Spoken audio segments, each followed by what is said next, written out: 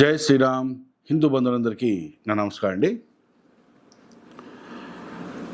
గత దాదాపు ఒక 13-14 నియర్ బై 15 రోజుల నుంచి నేను దాదాపు ఏ వీడియో పెట్టలేదండి. ఎందుకంటే ఈ సంవత్సరం దసరా వరకు అంబేద్కర్ మీద నేను రాయబోతున్న వాల్యూ నెంబర్ 1 పుస్తకం ఏదైతే ఉందో మొత్తం టోటల్గా 2 వాల్యూమ్స్ వస్తాయి. ఈ సంవత్సరం ఒక వాల్యూ నెంబర్ 1 అని చెప్పి ఒక పుస్తకాన్ని రిలీజ్ చేస్తున్నాను. అలాగే నెక్స్ట్ ఇయర్ దసరా వరకు వాల్యూ నెంబర్ 2 రిలీజ్ చేయాలన్న ఆలోచనతో ఉన్నాను నేను. సో దాని మీద భాగంలోనే అంబేద్కర్కి సంబంధించిన ఆ బుక్స్ రాయడము, ఆర్టికల్స్ రాసి అంటే ఆ బుక్ రాయడం అవన్నీ జరుగుతుంది. అది ఆ ప్రాసెస్లో ఈ మధ్యకాలంలో నేను వీడియో ప్రాపర్గా పెట్టలేకపోయినా, ఎందుకంటే నా వర్క్ అంతా ఆ బుక్ మీద ఉంది. అయితే ఈరోజు కూడా యాక్చువల్గా వీడియో పెట్టాలనే ఇంటెన్షన్ యాక్చువల్గా నాకు ఏం లేకుండే ఈరోజు నాకు. కానీ ఒకటేసారి ఒక పాయింట్ నేను చదువుతున్న క్రమంలో ఒక పాయింట్ చూసిన తర్వాత బాధ కలిగి ఏంటి అసలు ఇది అని చెప్పేసి అర్థం కాక ఒకసారి ఈ పాయింట్ను మీ అందరితో కూడా మాట్లాడదాము, ఒకసారి ఈ పాయింట్ గురించి మీకు చెప్పుదాము అన్న ఉద్దేశంతో ఈ వీడియో నేను ఇప్పుడు తీస్తున్నాను. యాక్చువల్గా పాయింట్ ఏంటంటే, నేను డైరెక్ట్ సబ్జెక్ట్లోకి వచ్చేస్తున్నాను. పాయింట్ ఏంటంటే,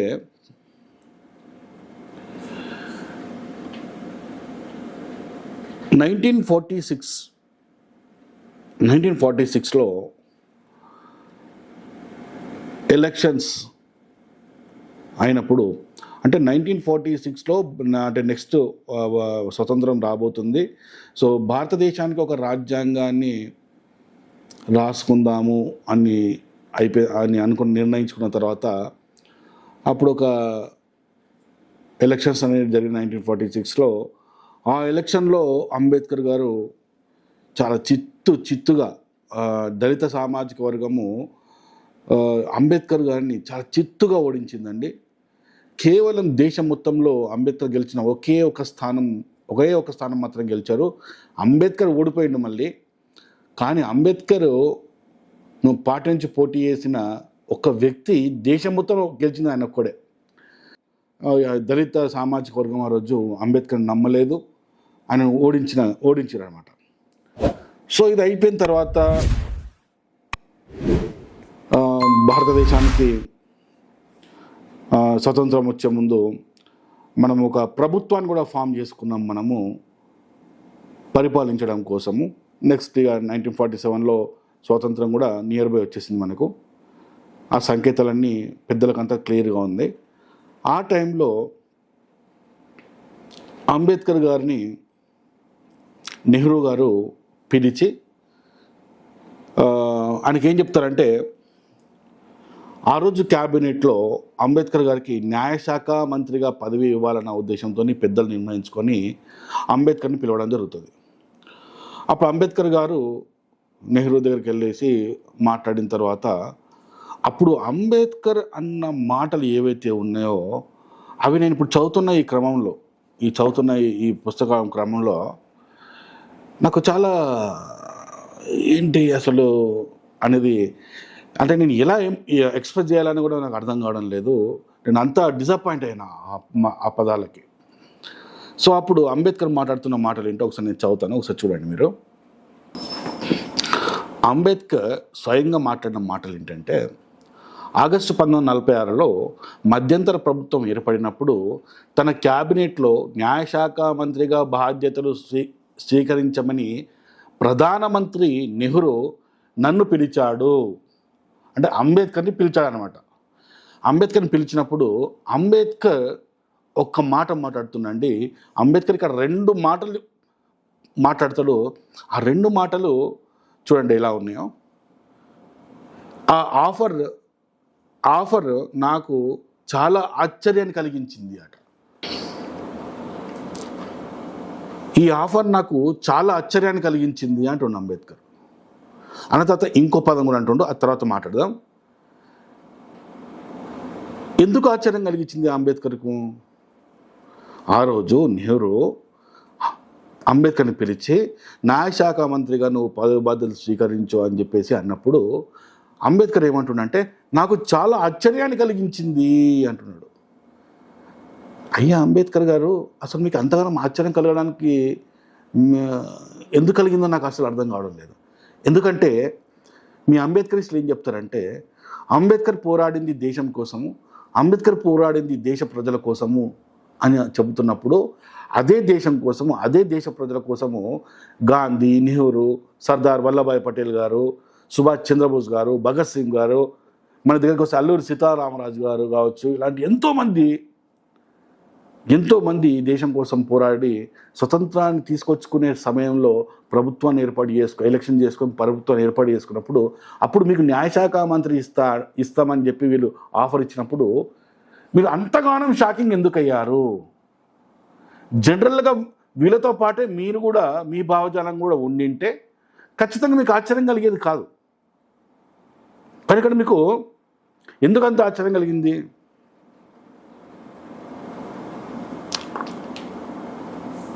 ఇంకో మాట ఏం చెప్తుంది చూడండి. ఈ ఆఫర్ నాకు చాలా ఆశ్చర్యం కలిగించింది. ఎందుకంటే అప్పుడు నేను అంటే అంబేద్కర్ అంటున్నాడు, అప్పుడు నేను వ్యతిరేక క్యాంపులో ఉన్నాను. చూడండి ఎంత దారుణమైన మాట అది. అంబేద్కరిస్టులారా, అంబేద్కర్ వాదులారా, అంబేద్కర్ మాట్లాడిన మాట చూడండి ఏమంటున్నాడో. అప్పుడు నేను వ్యతిరేక క్యాంపులో ఉన్నాను అంటున్నాడు. ఇప్పుడు దేశం కోసము, ఇప్పుడు ఈ వ్యతిరేక క్యాంప్ అంటే ఎవరు?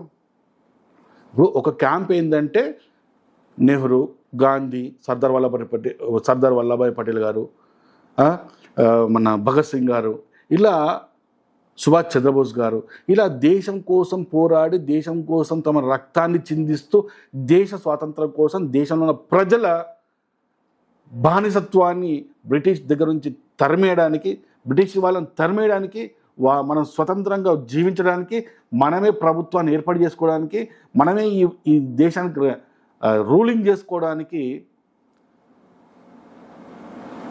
కష్టపడుతున్న వాళ్ళ వర్గం ఒకవైపు, ఈ వర్గానికి వ్యతిరేక వర్గంలో అంబేద్కర్ ఉన్నాడట. ఈ వర్గానికి వ్యతిరేకమైన వర్గం ఎవరు? మీరు చెప్పాలి సమాధానం. కింద కామెంట్స్ చేయండి. స్వతంత్రం కావాలి అని దేశం మొత్తం ఒక్కటై పోరాడి ఆస్తుల్ని, ప్రాణాలని, రక్తాలని చిందిస్తున్నప్పుడు ఆ వర్గంలోని కాకుండా నేను వ్యతిరేక వర్గంలో ఉన్నాను అంటున్నాడు అంబేద్కర్. ఆ వ్యతిరేక వర్గం ఎవరు? బ్రిటిష్ ప్రభుత్వం. ఈ వర్గానికి వ్యతిరేకమైన వర్గమే బ్రిటిష్ వర్గం. ఈ వర్గంలో నేనున్నాను అని చెప్పి అంబేద్కర్ స్వయంగా అంటున్నాడు. ఈ పదాలు ఎక్కడ రాస్తున్నాయో తెలుసా? మీకు 2 రిఫరెన్స్లు కింద డిస్ప్లేలు ఇస్తాను చూడండి. Worshipping of false gods, page number 56, Arun Shourie గారు రాసిన పుస్తకంలో. అలాగే అంబేద్కర్ స్వయంగా తన రచనలు రాసుకున్నాడు కదా, ఆ రచనలో writing and speeches value number 14 part 2లో పేజ్ నంబర్ 1318 అనే పేజ్ నంబర్లో అంబేద్కర్ గారు స్వయంగా రాసుకున్న మాటలు.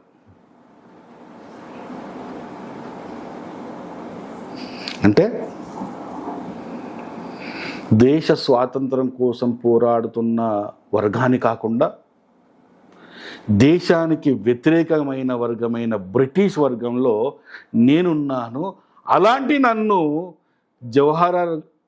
నెహ్రూ గారు నన్ను పిలిచి నీకు న్యాయశాఖ మంత్రి ఇస్తా అంటుంటే ఒక్కటేసారి అంబేద్కర్ గారు ఆశ్చర్యపోయారట. మన అంబేద్కర్ గారు ఆ ఆఫర్ని విని ఆశ్చర్యపోయాడట. అందుకు ఆశ్చర్యపోయాడు అనమాట. అర్థమైంది కదా? నిజంగా ఇది చదువుతున్నప్పుడు నాకు చాలా బాగా అనిపించింది. నాకు దేశం కోసము, మన కోసము, మన స్వేచ్ఛ కోసము ప్రాణాలు వదిలి, రక్తాలను చిందించి, కుటుంబాలను వదిలిపెట్టి పోరాడిన ఎంతోమంది ఉన్నారు. భగత్ సింగ్ కావచ్చు, ఖుదీరామ్ బోస్ కావచ్చు, ఇలా ఎంతోమంది, సుభాష్ చంద్రబోస్ లాంటి గొప్ప నాయకుడు ఎంతోమంది ఉన్నారు. వాళ్ళ విగ్రహాలు మనకి ఎక్కడ కనబడవు. అసలు వాళ్ళని దేశభక్తుల కిందికి కూడా తీసుకోం మనం. అసలు ఎప్పుడైనా పట్టించుకుంటామా? అయితే 26 జనవరి రోజు లేకుంటే 15 ఆగస్ట్ రోజు మనం పట్టించుకుంటాం తప్పించి 26 జనవరి కూడా పట్టించుకోం. ఓన్లీ 15 ఆగస్ట్ రోజు మాత్రమే పట్టించుకుంటాం వాళ్ళని. మిగతా రోజులు ఎప్పుడైనా పట్టించుకుంటామా? ఎక్కడైనా వాళ్ళ కోసం మనం ఒక విగ్రహాలు కట్టామా? కానీ మనకు వ్యతిరేకమైన వర్గంలో నేను ఉన్నాను అని చెప్పిన అంబేద్కర్కు హైదరాబాదులో విగ్రహం, హైదరాబాద్ నడి బొడ్డు మీద విగ్రహం, విజయవాడ నడి బొడ్డు మీద విగ్రహం పెట్టి మనము ఎలా చెప్పాలని నాకు అర్థమవుతలేదు. నేను తట్టుకోలేకపోతున్నాను. ఆ విగ్రహాలను పెట్టి మనం ఏదో గొప్పతనం చేశాము, ఏదో ఘనకార్యం చేశాము అని చెప్పేసి మనం ఫీల్ అవుతున్నాం చూడండి. అది మన ఈ చేతకంతనాన్ని చూసి నవ్వుకోవాలనిపిస్తుంది నాకు.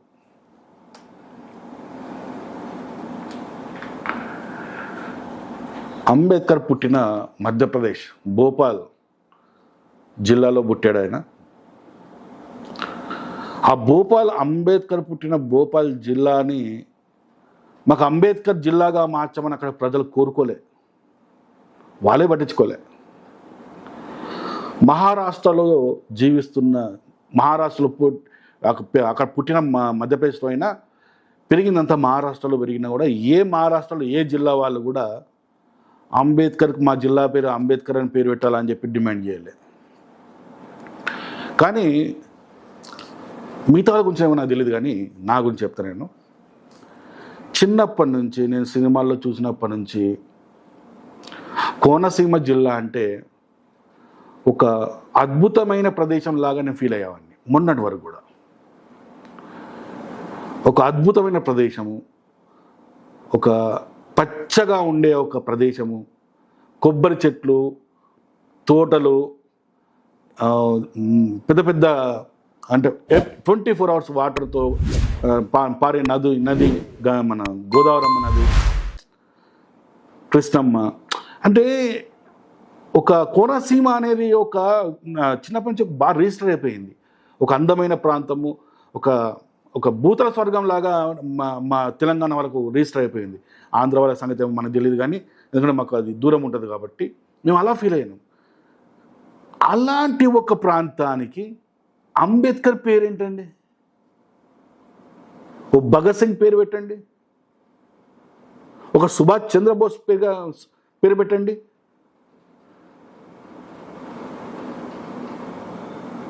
లేదా బాబు జగ్జీవన్ రామ్ గారి పేరు పెట్టండి.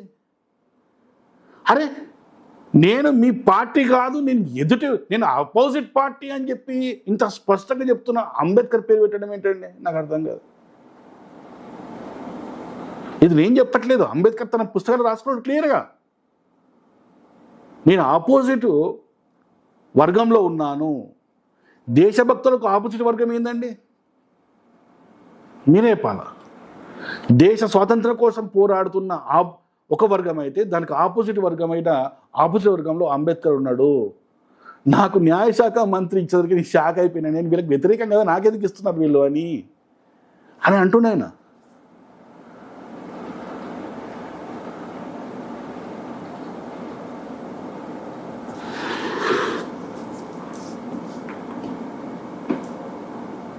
ఈ దేశాన్ని ఈరోజు మనం భారతదేశాన్ని మనం చూస్తున్నాం కదా, ఏదైతే షేప్తోని చూస్తున్నాం కదా, భారతదేశ ఈ పటాన్ని మనం ఈరోజు చూస్తున్నాం కదా. ఈ పటాన్ని ఈరోజు ఈ ఆకారాన్ని ఇచ్చింది సర్దార్ వల్లభాయ్ పటేల్ గారు. సర్దార్ వల్లభాయ్ పటేల్ గారు కాంగ్రెసా, బీజేపీనా, ఎంఐఎమ్మా, లేకపోతే ఇంకే పార్టీనా, లేకపోతే టీఎంసీ పార్టీనా, లేకపోతే ఇంకెవరి పార్టీనా అనేది మనం చూడట్లేదు. మనం సర్దార్ వల్లభాయ్ పటేల్ని మేము ఎలా చూస్తామంటే ఆయన ఒక కాంగ్రెస్ నాయకుడుగా మేము చూడం. మేము సర్దార్ వల్లభాయ్ పటేల్ని ఈ దేశానికి ఈరోజు ఈ ఆకారాన్ని ఈ షేపుని ఇచ్చిందంటే సర్దార్ వల్లభాయ్ పటేల్. అలాంటి సర్దార్ వల్లభాయ్ పటేల్కి గుజరాత్లో ఒక విగ్రహాన్ని పెడితే, భారీ విగ్రహాన్ని పెట్టి, ఆ భారీ విగ్రహాన్ని చూస్తే ఈ దేశం కనబడుతుంది, ఈ దేశం ఆకారం కనబడుతుంది, షేప్ కనబడుతుంది, ఈ దేశం కనబడుతుంది. ఒక ఆకారాన్ని ఇచ్చిన సర్దార్ వల్లభాయ్ పటేల్ గారి విగ్రహాన్ని పెడితే ఈ దేశంలో ఉన్న అంబేద్కర్ అందరూ ఏమంటారంటే 3,000 కోట్లు అవసరమా? అదే 3,000 కోట్లతో నీ స్కూల్ కట్టచ్చు కదా, హాస్పిటల్ కట్టచ్చు కదా, ఇంకేదో కట్టచ్చు కదా, ఇంకేదో కట్టచ్చు కదా అని అడ్డమైన మాటలు మాట్లాడుతున్న ఈ అంబేద్కరిస్టులు, నేను దేశ స్వాతంత్రం కోసం పోరాడలేదు, నేను ఏ ఒక్క దేశ స్వాతంత్రం కోసం నేను పోరాడిన సందర్భాలు లేవు, నేను సింపుల్గా అంబేద్కర్ పోరాడిన ఒక్క స్వతంత్ర ఉద్యమం ఏందో చెప్పండి నాకు. ఒక్క స్వతంత్ర ఉద్యమం అని చెప్పండి. కుల ఉద్యమం కాదు, దళితుల కోసం పోరాడిన ఉద్యమం గురించి నేను మాట్లాడట్లేదు, కుల ఉద్యమం గురించి నేను మాట్లాడట్లేదు. దేశాన్ని బ్రిటిష్ వారి నుంచి కాపాడడానికి స్వతంత్ర పోరాటంలో పాల్గొన్న ఒక్క స్వతంత్ర పోరాటం పేరు చెప్పండి. ఒక్క పేరు చెప్పండి నాకు చాలదు. ఒక్క ఉద్యమం పేరు చెప్పండి. ఒక్కటి లేదు. నేను మీ పార్టీ కాదయ్యా, నేను ఆపోజిట్ పార్టీ అని చెప్పి అంబేద్కర్ స్వయంగా చెప్తుంటే, అలాంటి అంబేద్కర్కి 2 విగ్రహాలు విజయవాడలో, హైదరాబాద్లో. పోనీ ఈ 2 విగ్రహాలు కట్టింది ఎవరు? ఏమన్నా అంబేద్కరిస్ట్ అందరు కలిసి వాళ్ళ ఇండ్లకి వెళ్ళి ఆస్తులు పొలాలు ఇండ్లు అమ్ముకొని వాళ్ళ గొలుసులు అమ్ముకొని మంది ఆ విగ్రహాలు కట్టారా? లేదే. మనం కట్టుతున్న ట్యాక్సులతో కట్టేశారు. ఎక్కడైతే ఈ దేశానికి సేవ చేసిన వ్యక్తి విగ్రహాన్ని కడితేనేమో అక్కడ హాస్పిటల్ కావాలి, స్కూల్ కావాలి. నేను ఈ దేశం స్వాతంత్రం కోసం పోరాడలేదు, ఈ దేశానికి స్వాతంత్రం వస్తే నేను ఒక విపత్తుగా భావిస్తా అన్న అంబేద్కర్ దాన్ని కూడా రిఫరెన్స్ ఇస్తాను నేను. ఈ మాట ఎక్కడన్నాడు? ఈ దేశానికి స్వాతంత్రం వస్తే అదొక విపత్తుగా భావిస్తా అన్న అంబేద్కర్కు 2 విగ్రహాలు మనం కట్టేశాం. ఈ మాట ఎక్కడన్నాడంటే the transfer of power 1942 to 1947 volume number 7 page number 146లో అంబేద్కర్ అంటుడు ఈ దేశానికి స్వాతంత్రం వస్తే అదొక పెద్ద విపత్తుగా నేను భావిస్తా అంటుడు. అలాంటి అంబేద్కర్కు ఇంత పెద్ద విగ్రహం. అసలు ఇది ఏదైనా చేతగాంతరమా లేకుంటే? నేను రాజకీయ నాయకులకు కూడా ఒక మాట చెప్తున్నదంటే, దయచేసి మీ ఓటు బ్యాంక్ కోసమో లేకపోతే ఇంకా దేనికోసమో, ఇప్పుడు చూడండి, ఇప్పుడు అక్కడ జగన్మోహన్ రెడ్డి దళితుల ఓటు అదే ఎస్సీల ఓటు బ్యాంక్ కోసము అక్కడ ఒక విగ్రహం కట్టిండు, ఎగిరిపోయిండు. ప్రభుత్వం కాదు కదా, అసలు ఏది దిక్కు లేకుండా పోయిండు. తెలంగాణకు మా కేసీఆర్ సార్ అంతే, దళితుల ఓట్ల కోసం విగ్రహం పెట్టిండు. జాడ పత్తా లేకుండా, పార్టీ లేదు పత్తా, సార్ పత్తా లేకుండా పాయే. సార్ మీరు ఇట్లా మీరు ఏదో మీ ఓట్ల కోసం మా మీద రుద్దకండి, మా నెత్తి రుద్దకండి, మా నెత్తి మీద ఆ బరువుని వేయకండి. మీకంత అంబేద్కర్ విగ్రహం పెట్టడానికి ప్రేమ ఉంటే మీ డబ్బులతో కట్టుకోండి, లేకుంటే దళిత సామాజిక వర్గం అంటే అంబేద్కరిస్టులు ఏవైతే ఉన్నారో వాళ్ళందరినీ పిలిపించుకొని ఆ డబ్బులని కలెక్ట్ చేసుకొని కట్టుకోండి. ప్రైమ్ ప్లేస్లో విజయవాడ అండి, విజయవాడలో కట్టిన ప్లేస్, అంబేద్కర్ విగ్రహం ఏదైతే కట్టిన ప్లేస్ ఉందో అది ఎంత ప్రాముఖ్యత కలిగిన ప్లేస్ అండి. అది స్వతంత్రం రాకముందు అక్కడ స్వతంత్ర ఉద్యమాల మీటింగ్స్ జరిగేవి, అక్కడ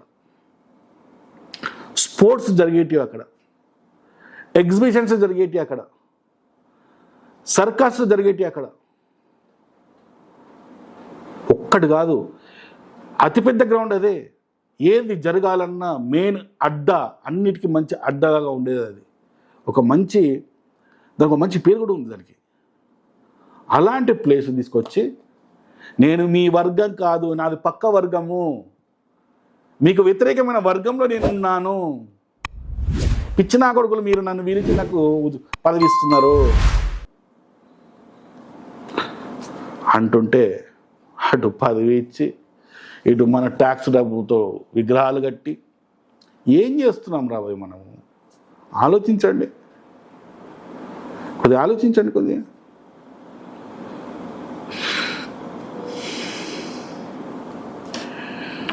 మారాలి, మనం మారాలి. ప్రశ్నించడం నేర్చుకోవాలి, ప్రశ్నించడం స్టార్ట్ చేయాలి. ఈ ప్రశ్నించడం గనక మొదలు పెట్టకపోతే ఒక గుదిబండను తీసుకొచ్చి మన భుజాల మీద నెత్తిమి పెట్టుకుంటే మనం ఎంత శ్రమ పడాల్సి వస్తుందో అలాంటిదే ఇవాళ అంత అవసరం లేని ఒక పెద్ద కొండను, అంబేద్కర్ రూపంలో ఒక కొండను మనం మోస్తున్నాం. అది మన నెత్తి మీద నుంచి, మన భుజాల మీద నుంచి పక్కన పెట్టవలసిన సమయం వచ్చింది. ఒకసారి ఆలోచించండి, అందరూ గట్టిగా ఆలోచించండి. ఎవరికేం భయపడిన అవసరం లేదు. చట్టాలు మనకు ఉన్నాయి, ప్రశ్నించే హక్కు ప్రతి ఒక్కరికి ఉంది. మన రాముడి గురించి, కృష్ణుడి గురించి, మన సీతమ్మ గురించి ఏ విధంగా అయితే ప్రశ్నించే ఆ హక్కు వాడికి ఎట్లుందో వాళ్ళను ప్రశ్నించే హక్కు మనకు ఉంది. అంబేద్కర్ని కూడా ప్రశ్నించే హక్కు మనకు ఉంది. అంబేద్కర్ విగ్రహాలు సొంత డబ్బులతో కట్టుకుంటున్న విగ్రహాలు కాదు. నా ట్యాక్స్ కూడా ఉంది అందులో, నీ ట్యాక్స్ కూడా ఉంది అందులో. ఖచ్చితంగా ప్రశ్నించే హక్కు మనకుంది. ప్రశ్నించొద్దు అని చెప్పే హక్కు ఎవరికీ లేదు. మొదలు పెట్టండి. Thank you. జై శ్రీరామ్.